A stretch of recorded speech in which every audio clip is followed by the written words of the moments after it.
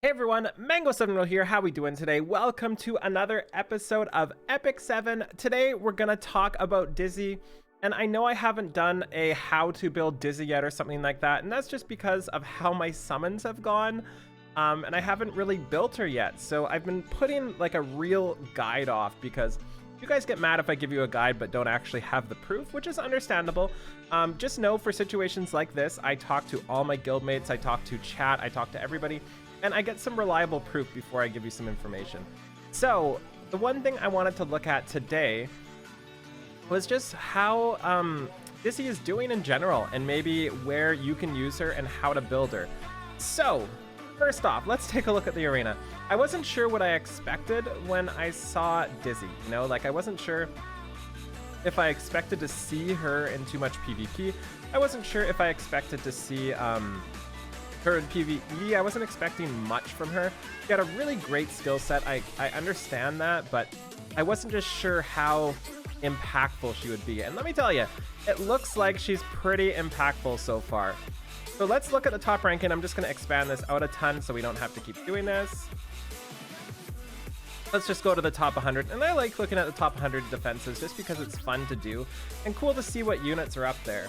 And Dizzy is everywhere. We have Dizzy on second place from Hongyo. We have fourth place Virtualist, fifth place here, ninth place, 11th. You can see there's Dizzy on almost every single team, it looks like. I would say at least 50%. That's almost every single team, right? Maybe even more than 50% of the teams here have Dizzy on them, which is kind of nuts, kind of surprising, and it makes a lot of sense.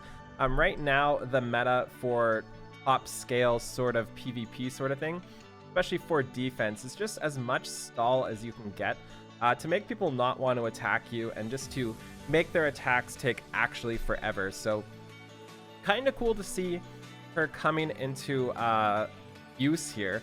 And it also gives me hope because that's one more person in the top 100 I can kind of build and maybe find a team that works.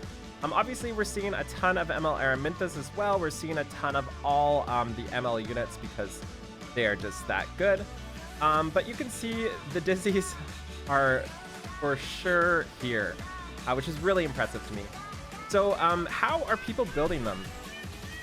In general, everybody I've asked, everybody I've talked to, has said they're building her speed, HP, effectiveness, that sort of thing. Exactly what I expected. I've seen versions of her trying to do damage, and it just doesn't work too much. So that's something to consider. I really don't think damage is the option here for Dizzy, as I kind of expected when I saw her skill set. I don't know why I did this fight. I just saw Dizzy and really wanted to kill her. So about what I expected. So how people are building her, just literally as fast as possible, with as much effectiveness as possible. So she is there to just disrupt the enemy team, possibly go first, get all the debuffs in there so their actual damage does nothing, and just prolong the battle and maybe do a little bit of damage here and there. I would say trying to get her up to like 220, 230 speed if you can. Like if you look at my Oxlots, that's kind of a good example of how I would try to build her, just as fast as physically possible with the gear you have available just to go first. And the cool thing about this is exactly how I would build her in PvE. So she's kind of a dual purpose unit that works in both areas just fine. So I have mine unbuilt right now, unfortunately. As you can probably expect, the story behind that is I'm trying to summon her artifact, and I don't want to 6-star her until I pick up her artifact, because you never know how many dupes it takes me to get there.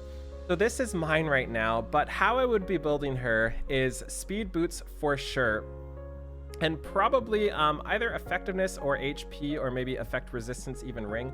Really flexible in that design, in that you really just want speed substat. So your goal for the ring is probably as much speed as possible. And it also depends on how much you want to focus on PvE versus PvP. And also for the neck, I would probably go for HP percent. That is what I would be aiming for personally. But defense percent is probably okay. If you have like crit rate or attack or something like that. Just ridiculous. It doesn't matter if they have 15 speed, it's still going to be insane for her. Even flat stats with good speed substats is all that really matter here. And as for the left side, I would go for about the same, as much speed, defensiveness, and effectiveness as possible. And I would just basically completely ignore her damage. As for sets, I would go with the speed set, of course. It's pretty much guaranteed speed set. You can't really get better than that set right now. And as for the offsets, depends on whether you're focused on PvE or PvP. So stuff like the immunity set is probably pretty fantastic, just extra defenses. Broken sets with as much speed as possible are probably pretty helpful too. And overall, I'm just pretty happy with her. Effectiveness too is another thing. Like, I'm pretty happy with how great she looks. And as for artifacts, this is one I'm not sure on because I really need to play with the unit to kind of figure out which is better, especially for mages, because mages have infinity artifacts. But personally, if I'm going to be using her, I'm either going to be using her on Etika's Scepter, I'm either going to be using her on her own artifact, which I don't have yet, or something similar to the Violin here. I think it's on somebody, so I can't show you it, but the Dispelling Violin. So that way, if she goes first, if you have immunity, she's going to like dispel the immunity, and if you don't have immunity, you're going to get the buffs, so or the debuffs. So either way, with Ayala Violin, you kind of have an answer to both situations, both of which are great. So yeah, that's about what I expect for Dizzy, and I've also seen her performing pretty well in Wyvern, which is honestly just really surprising to me. That's one thing I didn't see coming, just because her skill set, like debuffs, I just don't find the best at Wyvern because he just removes them so much. But the fact that she's actually able to be useful there, and shout out to Soul Sphere on Reddit with the Yuna Tywin Dizzy fodder team. That's amazing. Really impressive that they got that done too.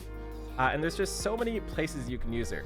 Also, Abyss is another huge one for people looking to get through Abyss. She is insane there. And I feel like with this attack here, he's going to be insane everywhere. Like, being able to do this is just bonkers. Like, speed debuff, attack debuff, and hit chance, like everything you fight against is going to hit like a wet noodle. So anything in the game that's not immune to those three things, Dizzy is just going to trivialize a lot of that. So keep that in mind going forward. So I just wanted to talk about her a little bit, put this out here, kind of give you an idea of how to build her. Just because I know people are still considering whether or not to pull for them, and I think she's like more so of a must pull now than at the start, because we've seen what she can do now. As for Molagoras here, -1 turn cooldown as always, -1 turn cooldown as always. You don't really care about the damage unless you're one of those insane people trying to make her a DPS. And this one, again, you don't really care.